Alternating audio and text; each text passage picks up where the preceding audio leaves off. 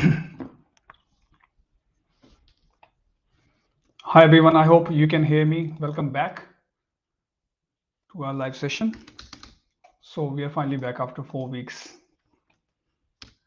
So we'll start our live in a few minutes.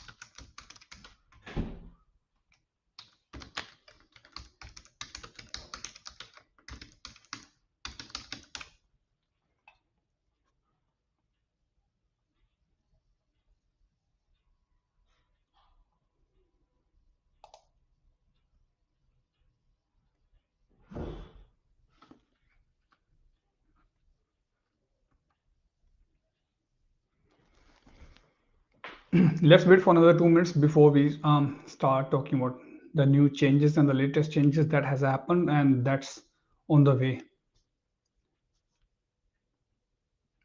I know there's so many things in your mind. So just keep your questions ready and throw in the chat box. If you want me to answer those questions, I'll keep talking about the changes and all these things. And if you have any specific question, you can ask me by typing in the chat box. In the chat box, I left our office address, our contact email address in case you want to contact us, and the appointment link in case you want to book an appointment.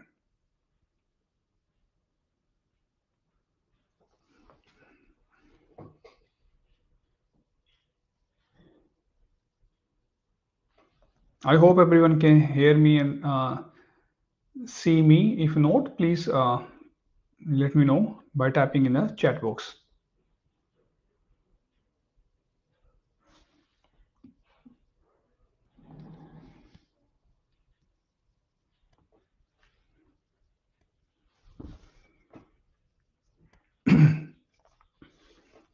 Okay, let's start.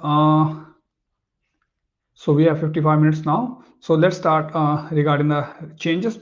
So many things has happened in the last few weeks. So let's start with the very first one. The first thing that has happened with the VTSs, they have started taking the application for cook, motor mechanic, and the diesel mechanic. So which means there was a lot of hype in the market last year regarding VTSs when people were got confused that they have stopped skill assessment, which means they have stopped the PR. And I made a video on that thing as well at that time as well to clarify all these doubts. Now, now the good news is that the VTSs has started this thing again, right? So if you're a chef, sorry, if you're a cook, motor mechanic, diesel mechanic, you can choose VTSs again for the skill assessment process. Harike asks, is there any chance of reducing the eligibility of 191 visa from 3 to 2 years, considering that 480 is to PR is to... See, Hari, I understand your question, but the thing is that's not how it works because with the 482 and from 482 to 186, you still need an employer for the 186. However, for 191, you don't need an employer. So there is no comparison in terms of that one. One is a provisional visa, one is a temporary visa.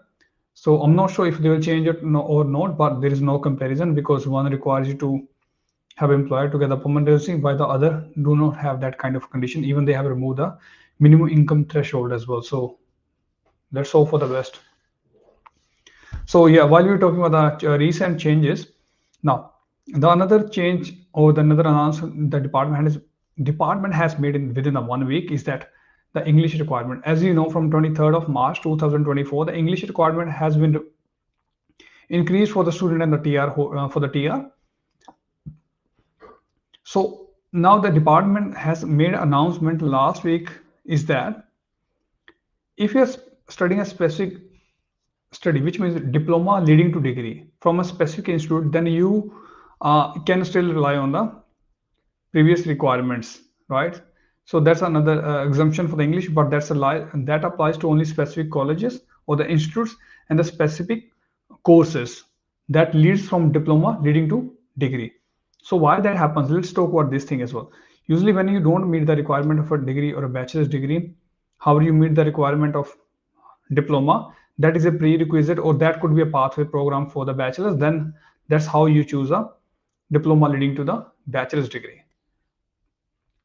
So another announcement that has department has made just today is regarding that was the one of the biggest change that will happen is the reducing the age requirement for the TR from 50 to 35. So that's another change. There is a lot of confusion in the market, and the students are scared about this thing as well. See, make it very simple and clear. If there is a change, it is a change, right? Simple as that. So what is that change? Let's firstly talk about this change. So they have removed from 1st of July they will change the age criteria for the TR from 50 to 35 years old. So which means anyone who is applied before that date won't get impacted. However, a person who will apply after that date, they have to meet that specific criteria for the age as well, right? The another change they have made is for the graduate stream, they will rename it to I think post vocational graduate visa something, and they're gonna change the name of second post graduation visa to something else. They also seizing the replacement stream of the TR. Initially, you were eligible to apply for a replacement stream till 2027. Now the department has made a shocking decision that from 2024, 1st of July, you won't be eligible to apply the replacement stream. The solution is if you're eligible, just apply now, don't wait for anything. The another change is eligible qualifications.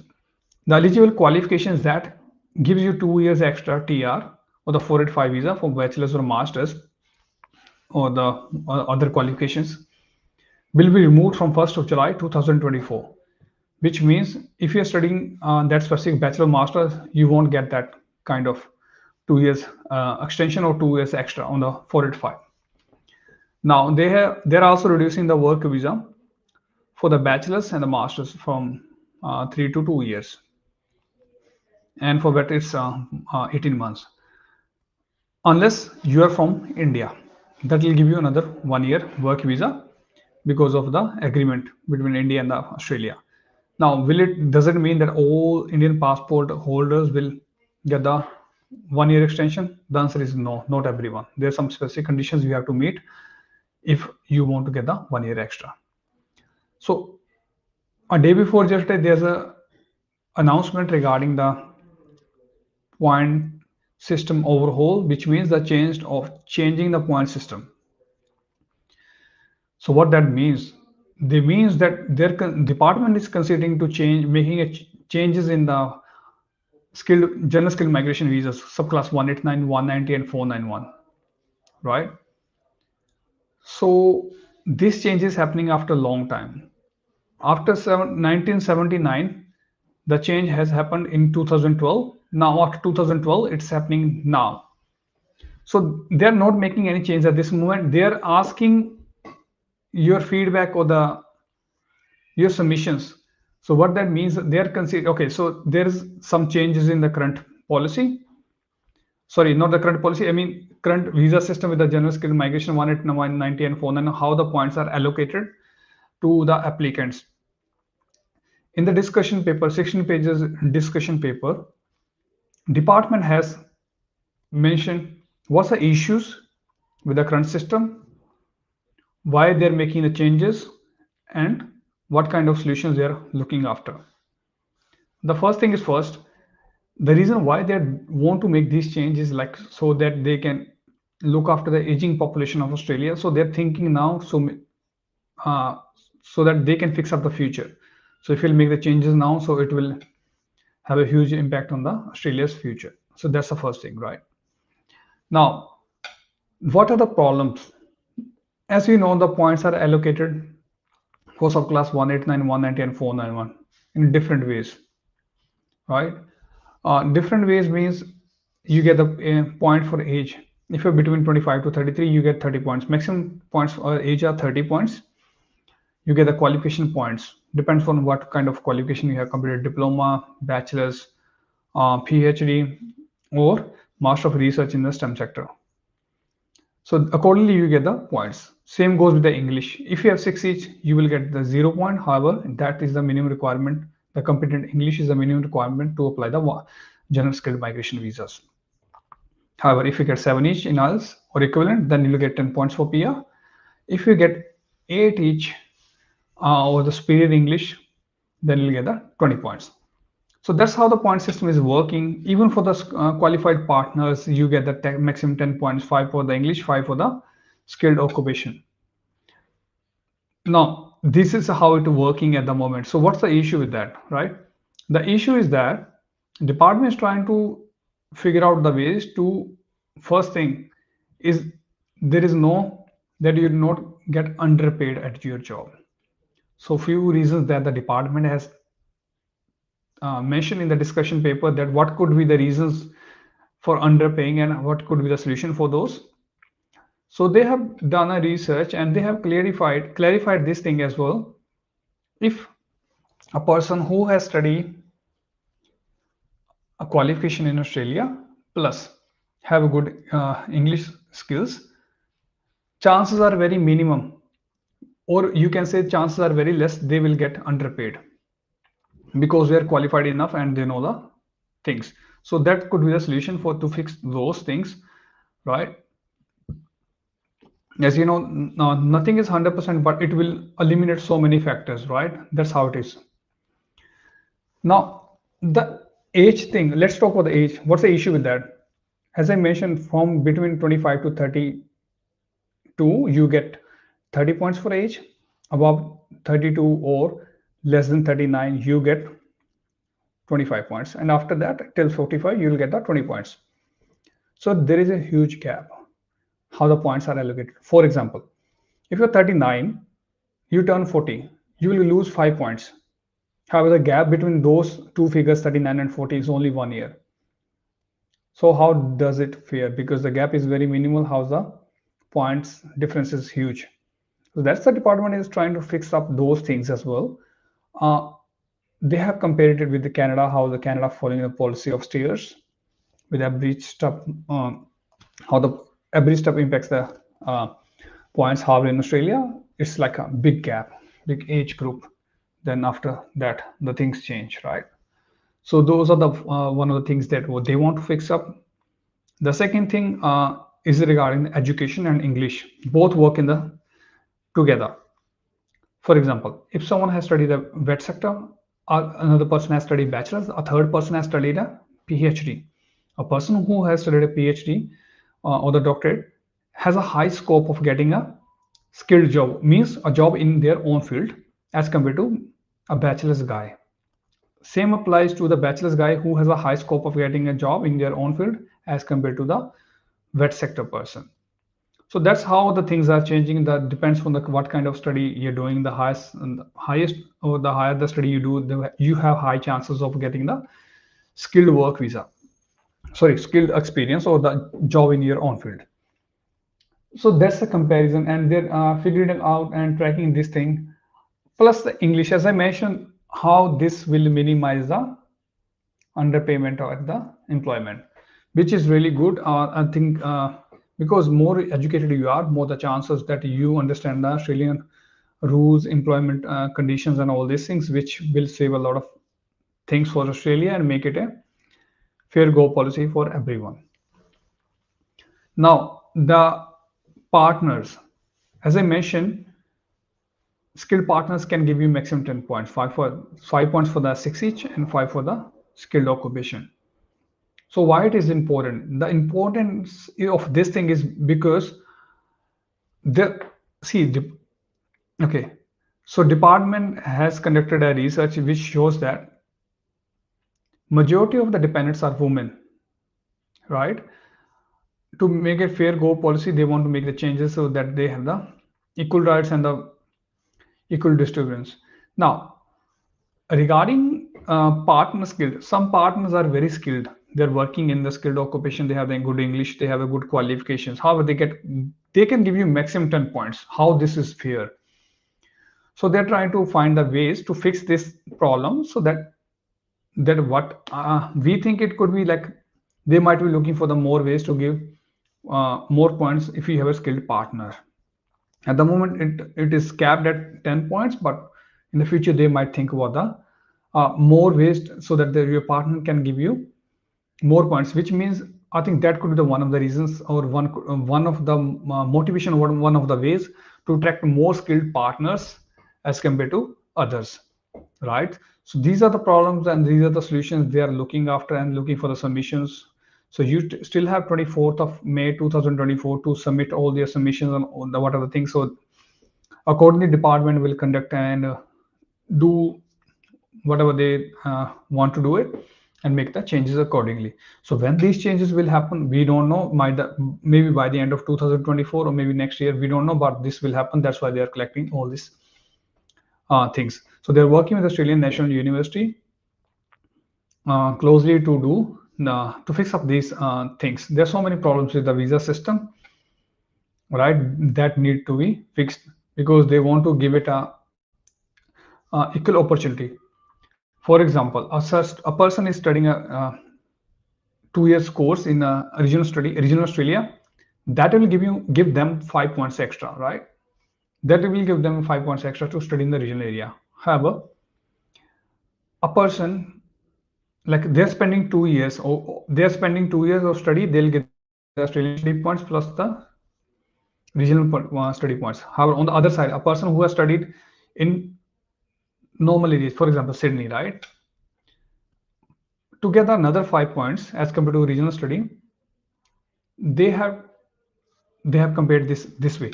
So they have to study, they have to work in their own field up to 3 years. So if you're working in your own field from 1 to 3 years, you will get 5 points, right? So to meet those requirements or to get maximum points, like 3 years experience will give you 10 points. So to reach that goal, the applicants or the students or the candidates, what they try to extend their visa. So which means it will push towards more permanent temporary visas, right? A person who do not have a skilled employer, which means an employer who don't want to sponsor the person, but the person wants to rely on the general skilled migration. So they will improve the points in this way. As you know that New South Wales has these rules to last year, where they said if you should have 3 years experience. The question remains the same. If you have 2 years work visa, how you can have 3 years experience, right?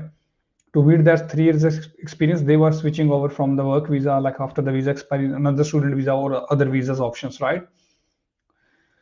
So these are the things that department is considering. Why? And because they don't want the applicants to be bind up with the one employer, because they don't want that they will take advantage of the candidate because of the visa things. So these are the general problems that they are looking the solution for, right? Why it is important, the importance of this thing to fix the future of Australia, to look after the aging population of Australia, and to do the rest of the things. So this is very, very important to understand these things, right? Now the overall conclusion for this thing is, if you ask me in a simple words, I will try to say, okay, try to find a job in your field. That could be the one of the good solution for you to get the permanent residency, because that's what the department is looking for, the skilled workers. So what is a skilled worker? Basically, skilled worker who is working in their own field or who has the skills to find a job in their own field. There are a lot of occupations where the students find it hard to get the job in their own field, even if they're eligible, right? So what's the difference between the employer sponsored and the general skilled migration? The employer sponsored visa, who has the experience in their own field to get the permanent residency through an employer. When the general skilled migration basically is a person who do not have an employer, who do not have experience in their own field. However, they're eligible or they're capable of doing a job in their own field, right? That's an alternative of that. 2/3 of the Australia's population, or sorry, Australia's permanent people who got the permanent residency are the skilled migrants are got the permanent residency through these visas. So they contribute a lot to the Australia's overall migration, right? So these are some serious things I would say to be considered. Now, because the another thing that department wants, that people don't roam around in the hope that they will get the permanent residency by moving here, moving here.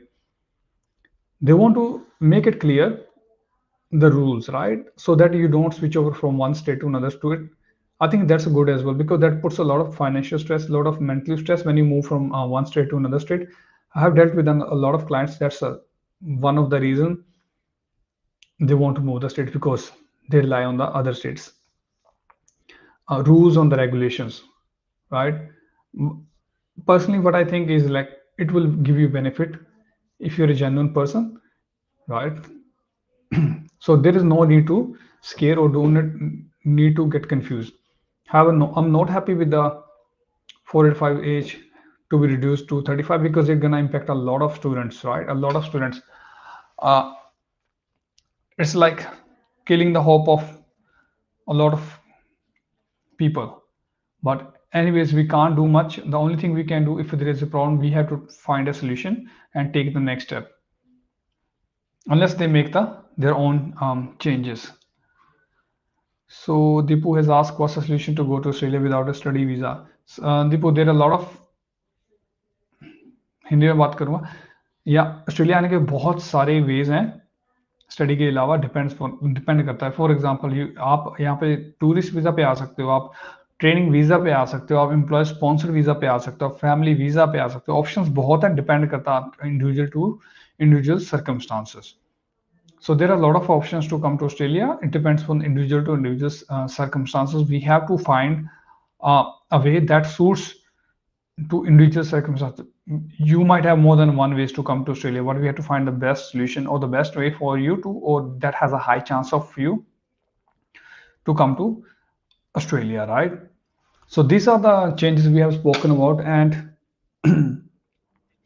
there was a things going on with the protection visa as well. A lot of, I think, ample number of people have applied for the protection visa since the last announcement. The department is taking further steps, making it prioritizing the applications that are non-genuine, right? I would say if you're not eligible, do not apply. Simple as that, because you're putting too much pressure on the genuine applicants. So this is my suggestion.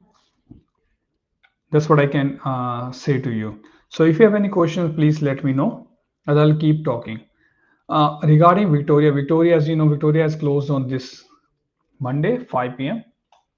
So which means they are not accepting any more ROIs. So if you are in Victoria, do not submit. If you will submit, I'm not sure if it will allow you or not. Even if it's allow you, then you still won't be eligible. So what you can be done in this situation is just like wait for the new rules to come up before you move the state as well, because this is the time then you have to be very crucial regarding taking a decision. So there is a difference between taking a decision or taking a decision at the right time, right? If you will take a decision, it might be wrong, it might be right. If you're taking a decision on the right time, chances are high that you're gonna take the right decision, or you will at least have the clarity before taking a decision.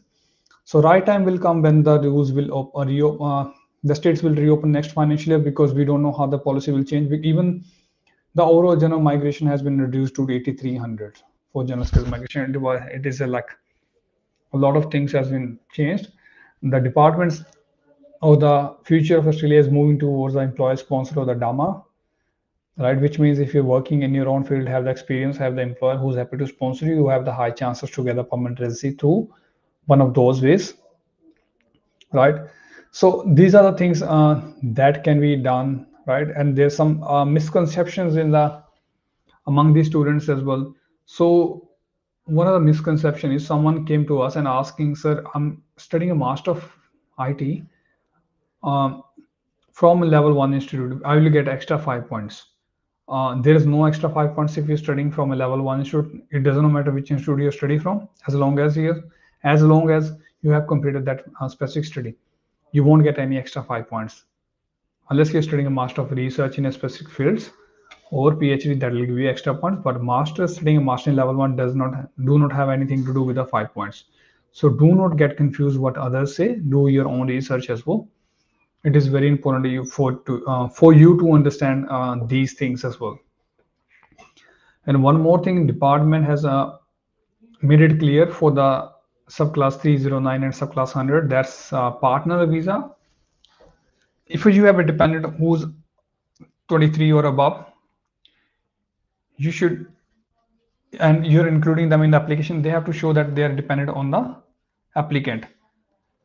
So department has found some funny things. When the medical was done, in the medical they were normal. However, when the department has sent natural justice notice to prove that you are 23 now, you are not dependent.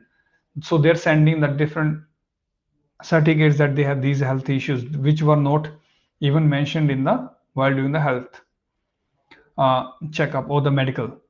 So now department is serious. If you do that thing, you might see the consequences under PIC 40201. So just be careful on those things. Do not try to be smart. If you're genuine, then try to prove at the same time rather than taking the risk, because department is tracking all these things as well. Now another announcement was from the like, since we went live last time, I'll talk about all the changes that has happened or the things has happened. The DAMA, the age limit for the DAMA has been extended, I think 30th of June 2025 for the South Australia. There are basically two DAMAs, Adelaide City and the rest of the Adelaide. So there are different occupations that you could be eligible for permanent residency even if you're up to 55, right? So what is a DAMA? DAMA is a designated area migration agreement.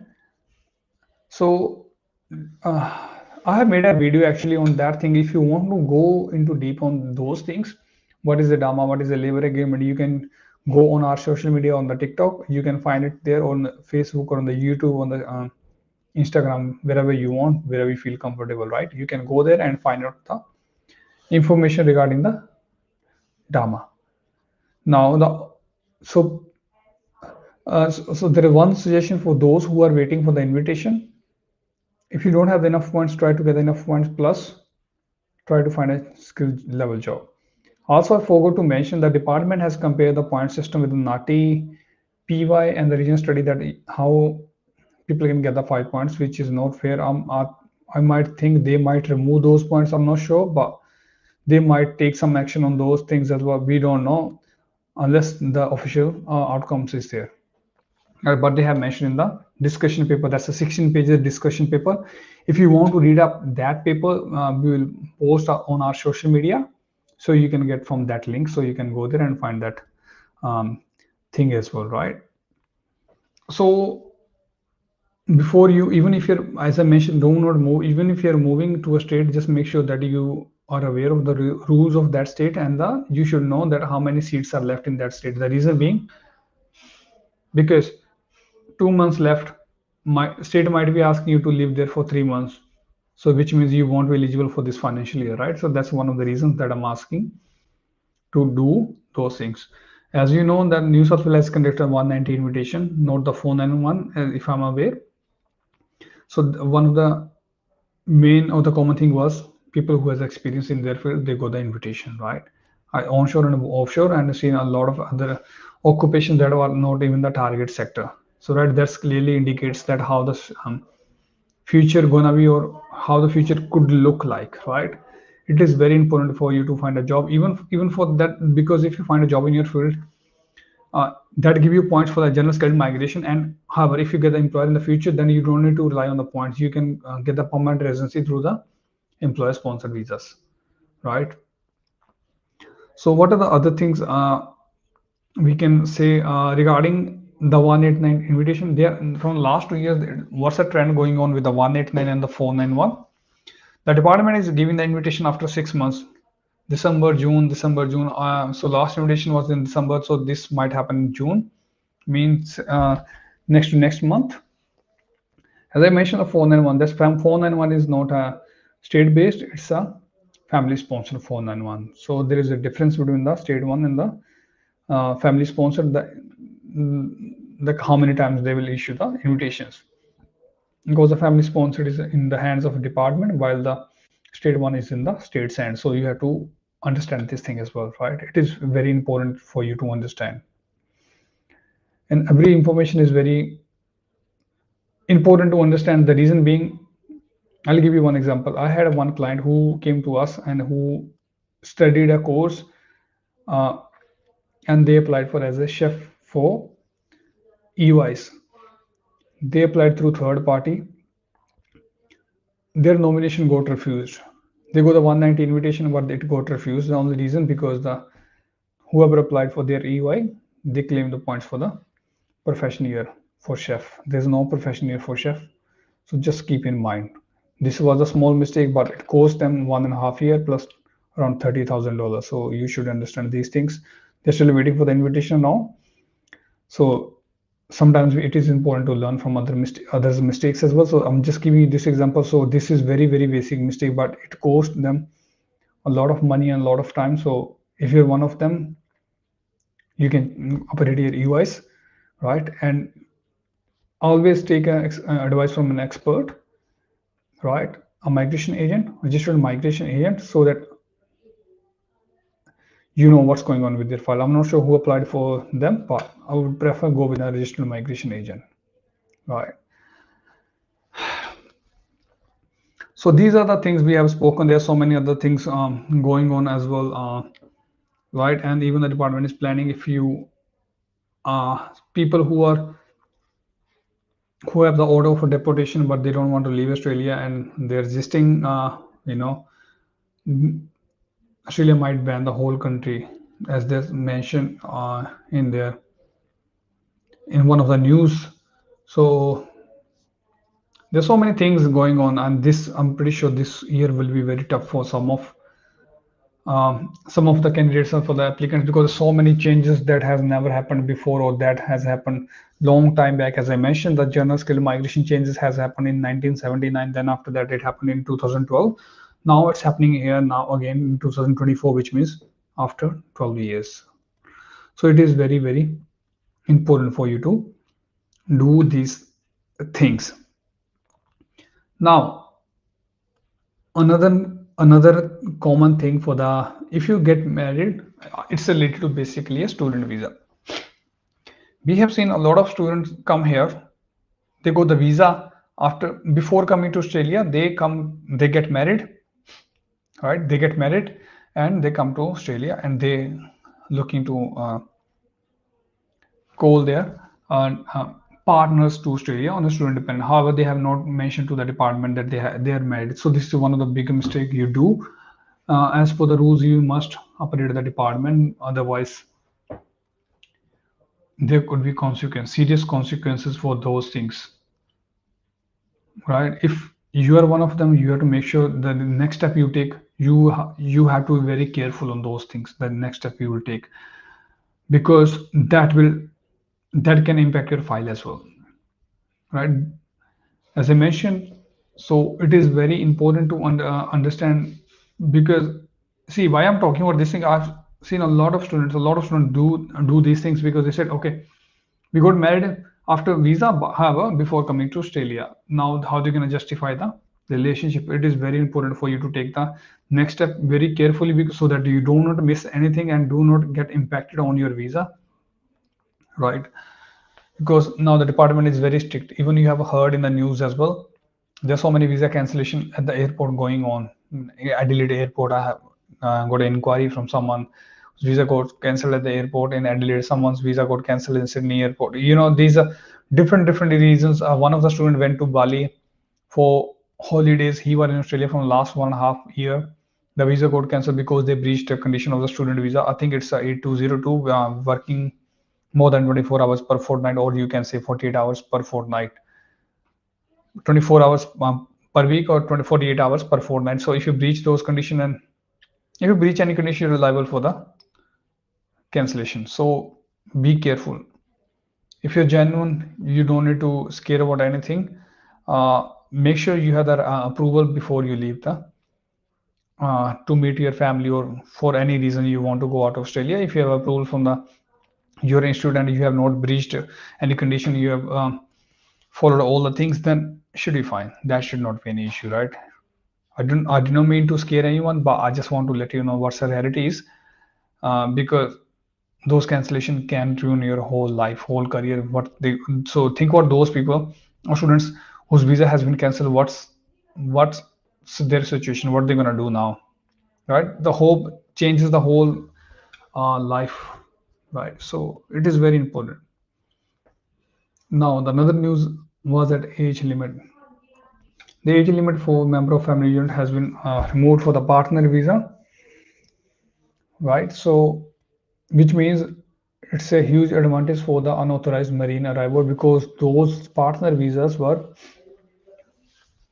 on very less priority, which means by the time their visa is assessed, the dependents or the member of the family units, they were turning about 23. So now the department has removed that thing as well, and this is one of the great news department has announced, I would say, right? So you have to be very careful and on that thing as well. I made a video on, recently on the bridging visas, the importance of the bridging visas. A lot of people commented on that video and asking for. I made it in our own language, Hindi. A lot of people were asking for the English version as well. I replied one of the comments with the English version. So what that video means, like the importance of the bridging visa. There are a lot of bridging visas. The main ones are bridging visa A, B, C, E, right? D is there, R is there, right? So the why it is important, because once you're on a bridging visa, you might not be allowed to apply the another visa. Another visa does not mean that all the visas. There are some specific visas that won't allow, that you cannot apply for the that visa if you're on a bridging visa. Even if you leave Australia on a bridging visa after a specific time, you might be barred to apply the another visa for another 3 years, right? So becomes very important for you to understand the bridging visa. Once you're on bridging visa, you might not be able to work, you might not able to travel. So it is very important for you to understand which which bridging visa you're holding, and why, how it is, how it is important for you to understand.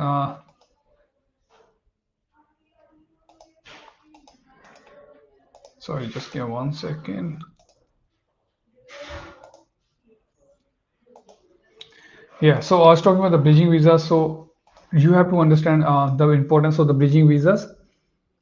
It might be again small thing, but you think all the bridging visas act in the same way, but that's not how it works. They act in a different way. It depends on the bridging visa you're holding, the type of the bridging visa you're holding. So do not do those things. Sorry guys, just give me 1 second.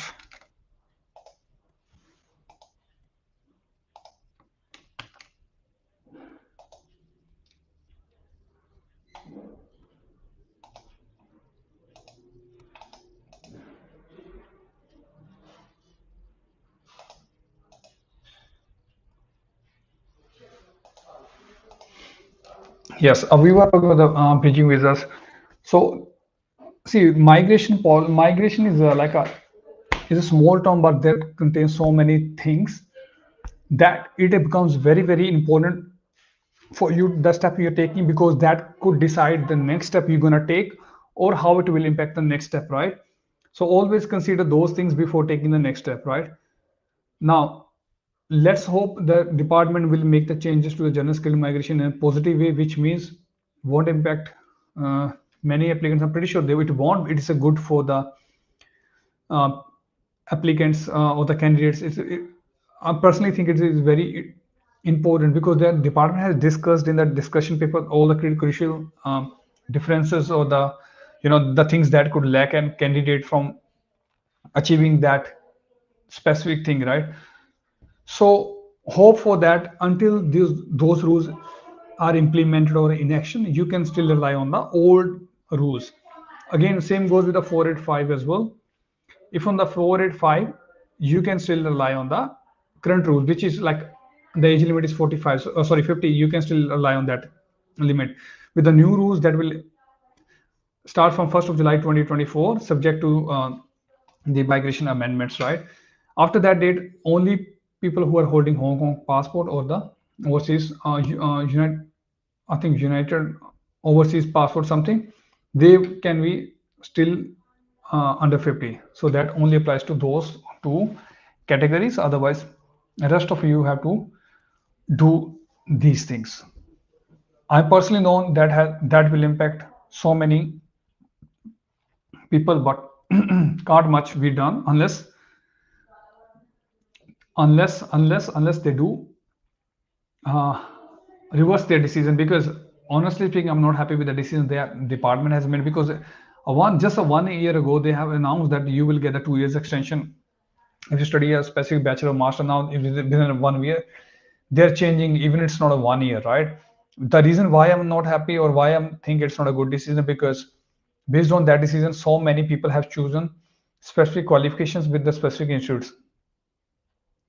Now it's just like a false hope. I personally think it's just a false hope that has impacted a lot of candidates or will impact a lot of candidates. But as I said, nothing much can be done. The only thing is you have to take a next step and move forward in a positive way. So do take the next step in a way that you get your goal, you achieve your goal as soon as possible. See, 485, I know you might miss that thing, but that's not your main goal. The main goal is to permanent residency, right? So just focus on that thing, not the temporary visas. I know, but you won't be eligible for the temporary visa. Unfortunately, nothing much can be done for that thing, but this is what it can be done, right? I'll tell you one fact. Most population in Australia is from China, India, England, United Kingdom, right? Why it is important, because I think these things matter while making a migration decision, and all these things, the country levels, the visa options, and all so many things, right? It might not have a huge impact, but that could come as a part of that thing, right? That's what I mean to say. Now, as I mentioned, for the student dependents, the one more news I want to say for the student dependent: if you're a dependent or your partner's visa has been refused before 23rd or after 23rd, but you applied the visa before 23rd of March, now you can reapply. Chances would be high, as long as you meet the other criteria, because the GT criteria is not there. So means you might have a high chance. As you know that a student visa has, the processing time has been increased. It's too much delay in the student visa, right? So what you can do with that thing is, like, you can just utilize that time to achieve your goal. You might win the bridging visa. So what's the problem comes when with the student visa? Sometimes just say you will complete your study in 3 months. However, you apply for student visa extension. The student not 6 months. Just take another example. You will complete your study in 7 months. You applied for extension, which means you are on a bridging visa for more than 6 months, which means you are not holding a student visa in the last 6 months. That's there you could miss the opportunity to apply the 485. It is very important to consider those things as well, because once you're on a student visa, once on a bridging visa and it's more than 6 months, you can't be applying, you won't be eligible for applying the 485 visa. And I have dealt with those cases because that's very common sometimes. So you have to be careful on those things, right? Because if you're in one of those situations, there is a solution for that problem. If you want to know the solution, or you just contact your registered migration agents, or if you want to us you to assist with that thing, we are more than happy to assist with that thing as well, because we have dealt with these situations earlier as well. So I'm pretty sure majority of people know,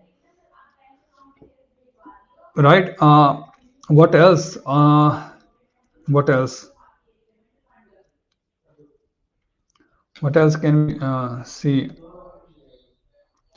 Okay, there is one more news going on. As you heard in the last month or last 1 or 2 months, that regarding suspension of the education providers, the department has changed the education providers level. This time, so many has been from level 1 to level 2 or 3, right? Very few institutes are on the level 1. So what's going to happen if there is an issue with the provider? They will give the warning to that specific provider, and will give them the 6 months period to fix up those things. So why this is specific 6 months? Because the levels change after every 6 months, usually in 1st of April and in September. So that's a period of 6 months. So that's why they have given 6 months. So now, why I'm talking about this thing, because it is very important which provider you're studying from. right? It becomes very, very important to for you to understand these things, because we don't want that any of the students get impacted by those things. So for example, just consider that way. What happens if your institute gets closed? Because we are getting so many inquiries that I don't want to go to this institute because this is a level 3, this is a level 2, because they might close down, right? We have seen level 1 institutes has been closed down as well. We have seen it could happen with anyone. So what happens usually when that situation happens? Usually providers arrange the another provider for you to go to. If not, then the tuition fees protection authority is there, right? So this is usually things don't go that far. In very few occasions, very, very rare occasions that things happen, but right. So just want to let you know before you decide the provider, so you have to be very careful. Now, before we are talking about the providers, let's talk about the courses as well. You know, graduate diploma for early childhood is one of the popular course. Now, what the other institute has started, they're saying they're not taking the students who are on a specific students or the candidates or the applicants who are on a specific visa. For example, if you're on a subclass 600, many institutes are stopping taking the files for the subclass 600 visa holders. That stop taking the files for graduate diploma for early child if you have a different background. Many, I'm not saying all, but many are doing that thing. But time is not far when others will follow the same trend. If you're one of those, I would say do it ASAP before before others do, because see, your interest change could change with the time, right? Because you want to achieve some specific thing, but it's hard to justify to the institute that why this person's interest has been changed. There's nothing much can be done, but the only thing is can done, you have to make a decision. If you want to enroll in that specific course, just do it ASAP before the new changes or the new rules come. And do not do the mistake that some students do. They try to go to the university or the institute directly without an agent by taking information from an agent. That's completely fine. The problem is that thing is you don't have the clear idea. I'll give you one example. Someone contacted us who enrolled with an institute directly from in another state because they are providing a course on or online.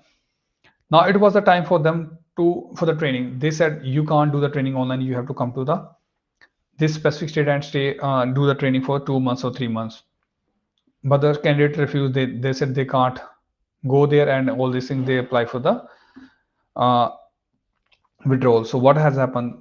They did not receive any kind of money back. They lost the money. They lost 6 months or 7 months the time, right? So they have zero thing in their hand. If you go through just a consultant, they will at least guide you, right? That's why the consultants are here. If that situation happens, there might be some solution that could be offered, right? Because as consultants, they deal with these cases, every day. I'm not saying that you should go through consultant, but the reason I'm saying why you should go to the consultants, because that's your own decision if you want to go use a consultant or not. But I will just give you a reason why you should go to the through the consultant, because that could save a lot of time, a lot of money for you. That's the only thing that can be said from my end, right? So as you know, we are going live on Facebook, Instagram, and the YouTube once a month, every last Friday of the month, 5 p.m. to 6 p.m. Now on the TikTok, we have made an announcement yesterday that we will go live once a month in that on the TikTok on first Friday of every month, right? So 5 p.m. to 6 p.m. We have changed the time, we have changed the time day, and we have reduced how many times we will go live because of our personal commitments. As we are expanding, so we have other personal commitments and we have to assist our clients and so many other things. And some good news are on the way, some major changes are coming up. So you can stay tuned with us and follow us on the social media. So if you want to get that notified, right? If you're on the TikTok, TikTok is one of the best way to get the news from us, because the first news goes for Success Visa is through the TikTok. On the Facebook, on that Instagram, that comes later on, right? On the TikTok, it comes very fast. You can say that way, right? So yeah. So if you have any question, you can ask me, or you can shoot an email to us, or you can visit our office. You have different ways, right? And yeah, that's what I can say. We have only 8 minutes left, and I have spoken about the recent changes and the changes that will come. Okay, I'll talk about the changes that that will happen by the end of this year. 402, right? 402 will be removed and will be replaced by the three different streams, as you know. There is one news regarding a draft CSO list, core occupation list. So what is that? The three streams are coming in the future. Sorry. One of the stream, this core skill assessment score list will core skills list will apply to the second stream, which means if you're earning above 70K and less than 135K, there is a occupation list that the jobs and skill department of department is considering that what kind of occupation should be there and what kind of occupation should be removed. They're supposed to do the submissions till 10th of May. I think they have extended the submissions till 31st of May. So they will do the submissions, and they think these occupations should be removed from that list. So now there is a confusion. That is only related to that thing. I'm pretty sure it won't impact the general skilled migration, because that list is different than for those.